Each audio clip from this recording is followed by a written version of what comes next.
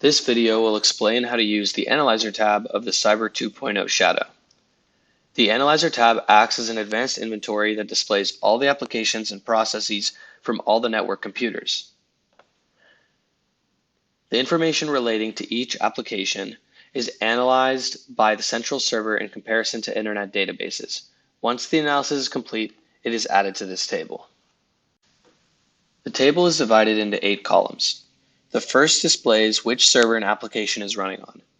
The second contains the executable name of each application. The third column contains the name of the application. The next column shows the application version number for each program.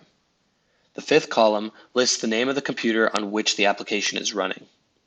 The group column displays the name of the company to which the computer the application is running on belongs to. The seventh column is the discovery date column. It displays when an application was first detected by the Cyber 2.0 system and added to the dataset. The final column contains a link to a VirusTotal web page, which will display information about the security of the application.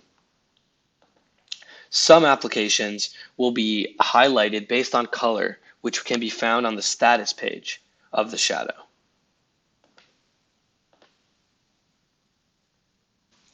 The date box in the top left allows the user to select any range of dates to analyze running applications.